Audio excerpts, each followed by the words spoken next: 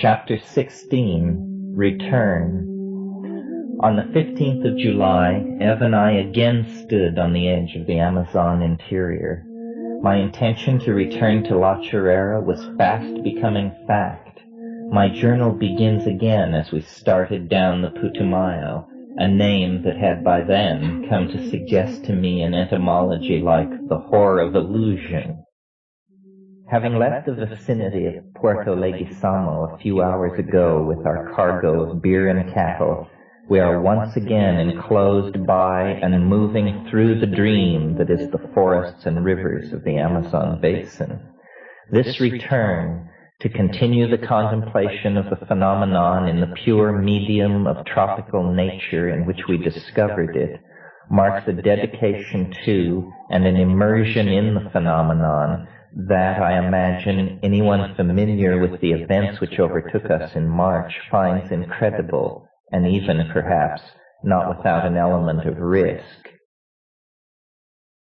I refer not to danger inherent in the jungle, or to the inevitable hardships attendant upon travel in remote areas, but rather, and obviously, to the psychological stress inherent in confronting the phenomenon, strangely so much a part of oneself, and yet vast and other, away from the mitigating world of friends, and a world that is unaware or skeptical concerning our encounter with the phenomenon and the subsequent understanding which we derived from it. My first consideration in this area is to do all in my ability to eliminate the unexpected. My brother's crypto-schizophrenic reversal is ever in my mind in this regard. I believe we are dealing with something to which no vagueness or uncertainty of inner dynamics adheres. Careful thought and study can eliminate the possibility of the contact phenomena suddenly turning on us or otherwise behaving unexpectedly. The right approach to these things remains elusive. Again and again, the inner voice of the phenomenon has insisted that, since my brother's opus of hypercarbylation, nothing at all remains to be done, and that if something is required in the way of activity, then by virtue of the very nature of the contact, that something will be exactly what we are doing. Ev and I lived quietly at La Chorrera from August until November of 1971, and during that time I was able to completely indulge my submersion in the interior processes that I was experiencing. During this second residency at La Chorrera, the theme of Ukuhe recurred. We had made the acquaintance of several of the Witoto people who regularly walk the path near our own hut, a few hundred yards down the same path from where the original experiment took place. Among those Witoto who stopped to exchange a word or watch me collecting insects was a sturdy older man named Demetrius. In my excited state of mind, the letters D, M, and T seemed to stand out in his name like a beacon. As soon as I could get him alone, I haltingly put the question to him. Ukuhe? Ukuhe? He was barely able to believe his ears. That this strange, weak creature, like something from another world, should directly inquire after a secret tradition of his people was incredible. I have no idea how many cultural conventions were overlooked, but after a bit more conversation, or what passes for conversation between people who share no common language, I was sure that he would try to help me. Days later, on my 24th birthday, I was brought a tarry goo wrapped in a little leaf packet. I was never able personally to obtain a hallucinogenic experience from this material, but later analysis by the chemists of the Karolinska Institute confirmed the presence of dimethyltryptamine. Demetrius had been as good as his word. By the time that life at La Chorrera had actually carried us through November 16, 1971, the date that the chart and the accumulation of coincidences had generated seemed to indicate as the critical date, I had begun to realize that the chart had too many variables to ever function as a predictive map of the future. It would be necessary, I realized then, to somehow quantify the various parameters of the wave so that judgments concerning it could be less subject to personal bias. The last piece of writing that I did at La Chorrera was done on the morning of the 16th. It was a kind of fable. Two old friends, Arabian somehow, yet more ancient, sit in a palace far older than themselves, set on a mountainside surrounded by vineyards, date palms, and citrus orchards. Insomniac and affable, they pass the long starry hours preceding dawn in the smoking of hashish and the propounding of riddles. "Share my pleasure at this puzzle and its resolution," said the darker to the older, and he passed his hand across his companion's eyes. The older man then stood in the dream and watched the puzzle, a world of form and law, interlocking wheels and passion and intellect unfold. He passed into its species and empires, dynastic families and individual persons of genius, philosophers and catastrophes. He felt the texture and tone of all the being in the world his friend had created. He sought the secret pattern his friend, he knew, had surely hidden in his creation, for this was a game that they often played. Finally, in a great despotism, in an age of brash science and bright decadence, he saw himself divided into the persons of two brothers. Through time, through their wanderings and lifetimes which passed before him in a moment, he perceived the intricate and pleasing nature of the riddle. Understanding, he dissolved the mists and wheels of the dream fable with a laugh they shared, and then once more they passed their pipe before strolling into the azure garden where dawn would find them among the peacocks beneath the pomegranates and bending acacias.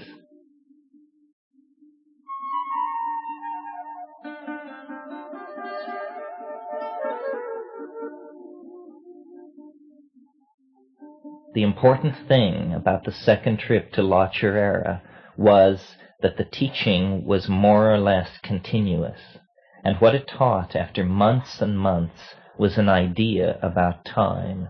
It is an idea which is very concrete. It has mathematical rigor. The teacher showed me how to do something with the I Ching that perhaps no one had ever before known how to do. Perhaps the Chinese knew how to do it once and lost it thousands of years ago. It taught me a hypertemporal way of seeing. The invisible landscape explained all this. It is not something that can be corralled within the confines of a conversation. It enables one to have as much of a certain kind of knowledge of the future as it is possible to know. The future is not absolutely determined. There is not, in other words, a future to see in which every event is determined. That isn't how the universe is put together. The future does not have that nature of already completedness, but it is conditioned. What had originally gotten me looking at the I Ching was the odd way in which my early simplistic notion of 64-day cycles of some kind of set of influences worked very well in my own life surrounding the time of the experiment. My mother's death was the first of these points in time that I isolated. Then I noted that my chance-formed relationship with Eve had begun 64 days after that, and the culmination of the experiment at La Chorrera had occurred another 64 days later. The notion of the hexagram year grew out of the idea of 6 cycles of 64 days each, a year of 6 parts, just as a hexagram has 6 lines. The personal worth of the idea was confirmed for me when I noticed that such a year of 384 days, if begun at the time of my mother's death, would end on my own 24th birthday on the 16th of November, 1971. I saw then that there were cycles and cycles of cycles. I imagined a 384-day lunar year, and then the thing of which it was only a part, a cycle of 64 times 384 days, and so on. The maps that I constructed and the eventual quantification of them that I achieved is told of in the invisible landscape. But what was not told there was the way in which these coincidences and my unconscious mind, or something in my mind, would guide me to discover the properties of the I Ching. What to make of the ocean of resonances that the time charts seem to show, connecting every moment of time to every other through a scheme of connection that knew nothing of randomness or causality? And what to make of the way that the chart and the fact of my discovering it seem to imply that the time in which we live was the focus of an ages-long and terribly important effort? These were inflationary images, and I recognized them as such, but the power and allure of them as a form of private entertainment was frankly irresistible. But more important than the central role the chart assigned to the time in which we live, and more puzzling than its personal idiosyncratic side, was the fact that, implicit in the structure of the chart, was an end of time, or a period when a transition of regime would take place that would transform the modalities of reality completely. I was familiar with the idea of eschatologies in a religious context, but it had never before occurred to me that regimes in physics might undergo sudden shifts that would reshuffle natural laws. There is nothing against it, really. It is simply that science, in order to function, must assume that physical laws are not context-dependent on the time in which they are tested.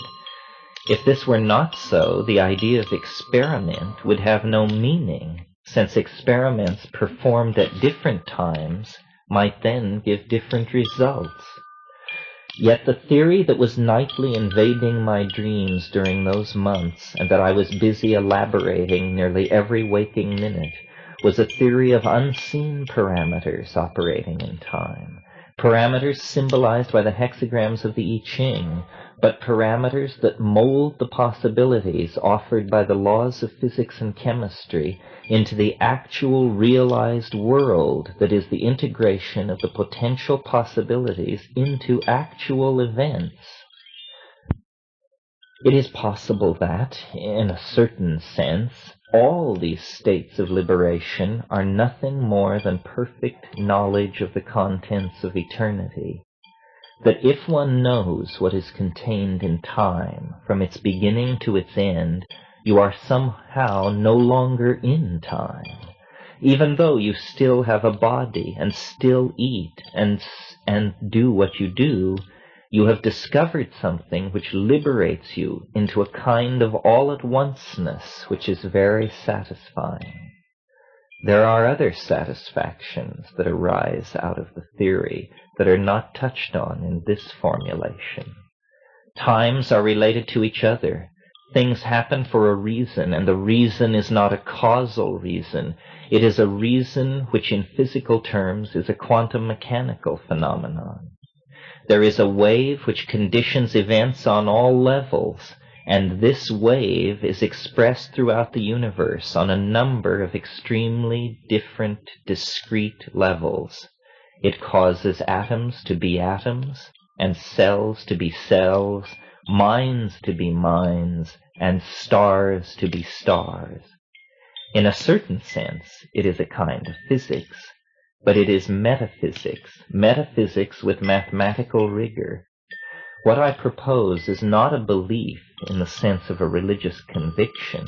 It is a scientific proposition. Anyone is welcome to dismantle it. This is in fact what I have attempted to do.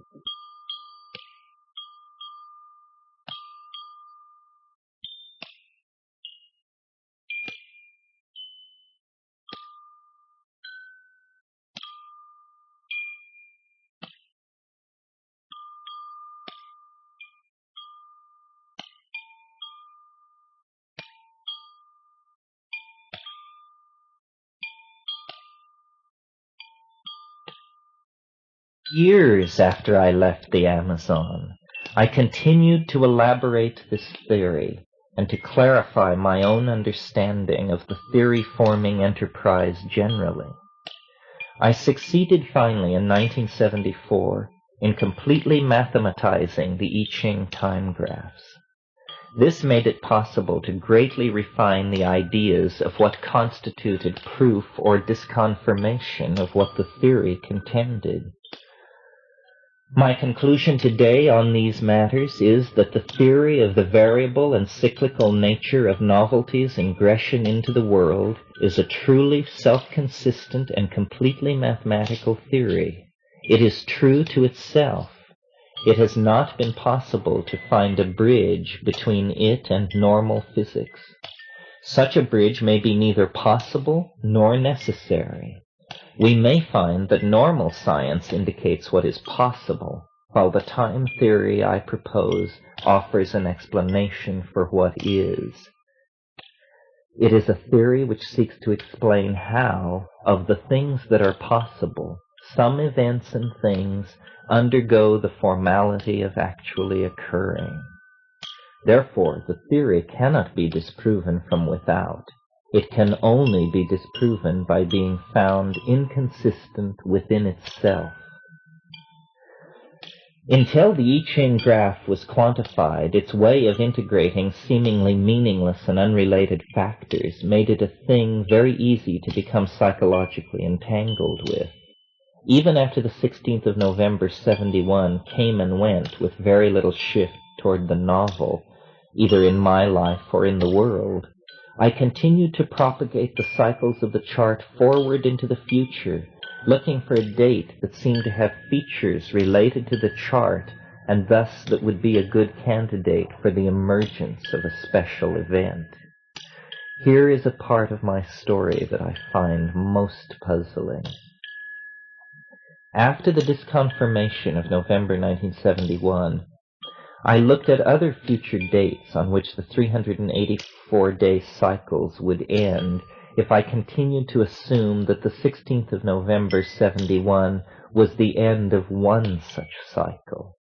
That meant that the next ending date of the 384-day cycle would be the 4th of December 1972. I consulted several astronomical tables, but the date seemed unpromising. The closing date of the next 384-day cycles was immediately more interesting, as it fell on the 22nd of December 1973. I noticed this was the winter solstice. Here was a clue. The winter solstice is traditionally the time of the rebirth of the Savior Messiah.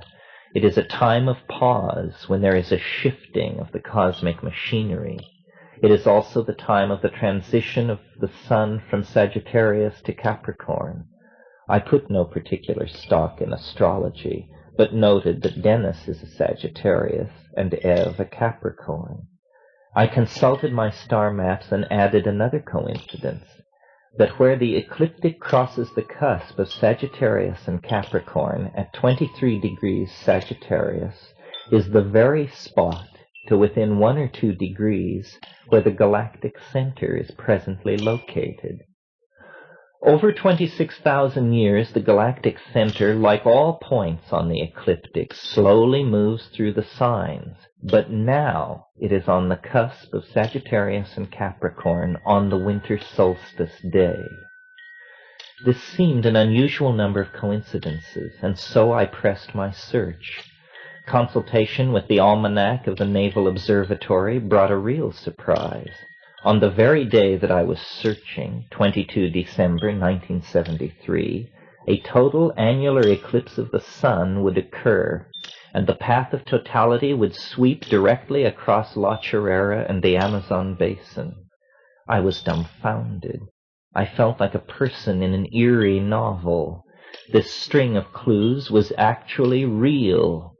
I researched the eclipse to determine where exactly it would achieve totality. This would occur, I learned, nearly directly over the city of Belém in Brazil, in the delta of the Amazon River. This last fact carried me out of the realm of astronomical coincidence and back to the motifs of the trances at La Chorrera. Belim means Bethlehem in Portuguese. My perceptions, sensitive to any messianic possibility, seized on this. Belim is Bethlehem. It lies at the delta of the Amazon. Delta, the symbol for change in time. Delta, in Joyce and among graffiti artists throughout history, represents the vagina. Dennis was born in Delta, Colorado. Was it possible that all of our experiences could have been a premonition of an event at a time and place 2 years hence in Brazil? Was this why, absurdly, at the conclusion of the experiment at La Chorrera, the strains of O Little Town of Bethlehem had come echoing through my head? By late spring of 1972, I knew everything that I have just mentioned. Why did the chart point to the 22nd of December 1973, and why was there such a stream of coincidences pointing to that time? Had I known of the impending eclipse on some unconscious level? Had I known it would achieve totality over Belim? Why did the dates important to my life line up with that date according to the chart I had learned to construct in the wake of the UFO encounter at La Chorrera? I did not imagine that it was impossible that I had somehow known these things and manipulated my conscious self to imagine that it was discovering these things. But in the early spring of 1973, an event occurred which is the perfect proof that something larger than my unconscious, seemingly larger even than the total collective consciousness of the human race, was at work.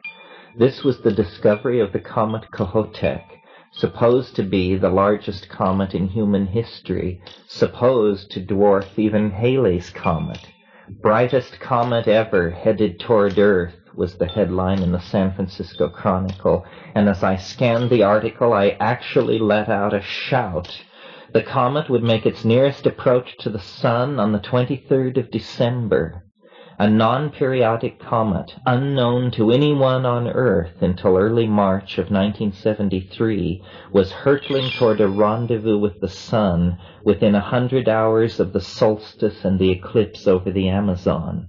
It was a large coincidence, if we define that as a coincidence that deeply impresses its observer. It is not diminished by the fact that Kohoutek really never lived up to expectations, for the expectations alone were to become a wave of fringe millenarianism and apocalyptic restlessness that would die only as the comet itself returned to the darkness out of which it had emerged. Did anything happen in Belim on the day of the eclipse? I do not know. I was not there. But I do know that the compression of events that occurred around that date and the way in which the charts revealed in the UFO encounter predicted this was uncanny. It was not long after that December that I realized how to completely quantify the time graph, and was thus led to an understanding of the way that the cycles operate, so that I saw the immense difficulties involved in predicting a concrescence. That was my last attempt. Since then I have been content to understand the theory, but have abandoned serious efforts to apply it specifically to predicting the course of human events. I do not personally doubt that the charts can and do chart the course of future novelty, but years of working with them leads to abandonment of the distinction between past and future, and preference for a kind of whole system understanding that revels in the complete pattern with less stress on specific prediction. Was the above series of events the first intimation that I had ever had that something of importance was connected with a specific date in time and the city of Belim? Strangely, no, it was not. In the spring of 1970, I was in Taipei, Taiwan, adjusting to city life after a long butterfly-connecting ramble through the outback of Indonesia. I was killing time awaiting a traveling companion who I had last seen in Bali several months before. I had a very peculiar dream, which occurred, though I did not know it, on the very day that my father and Dennis were told that my mother was dying of cancer. That was something I would not learn until nearly a week later. My journal records the following dream, 24 May 1970. X and I were walking up a gentle grassy slope. Below us, on all sides, the valleys were filled with scudding white clouds, tops brilliantly reflecting the sun back into the depthless azure. Ahead of us, the steeply rolling hills ascended, many miles away, as I remarked, into the main range of the Rockies. We were, in dream geography, somewhere in western Colorado, where I was born and lived until I was 16.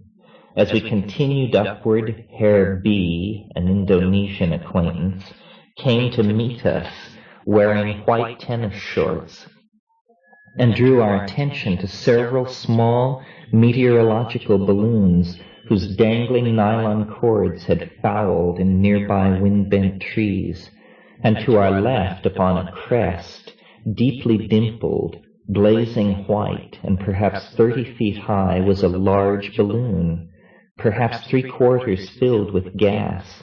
The ropes enclosing the gas bag cut deeply into it, sectioning it as though it were a great bleached orange. As we gazed, Herr B depressed a lever that had appeared from somewhere, and the apparatus rose simultaneously with my query, would not the wind whipping over the hill cause it to falter? Its white bulk rushed over us, perhaps only 20 feet above our heads, and then, passing higher, it met the wind and the fate I had anticipated. Turning on its side, it gently came to earth.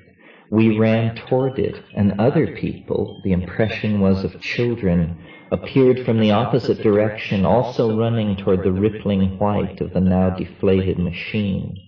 Amid our laughing examination of the balloon, we were invited into B's house, now visible as a sprawling, ranch-style house nearby, a house not unlike the house in which I spent my childhood. As we entered the house, I paused to examine a large map of the Amazon Delta on the wall, published, the legend informed me, to commemorate a conference of a French archaeological society, which convened on a small island there in 1948. When I rejoined X, she informed me that the children of B had told her that one of the densest rainforests in the world was nearby. I, familiar as only a native can be with Colorado geography, was incredulous. I returned to the bookcase under the map, and taking out a large atlas, sought the rainfall and forest map of Colorado, opening instead upon Assam, not without first rejecting a topological rendering of Bengal.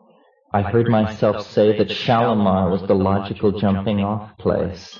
Then all faded.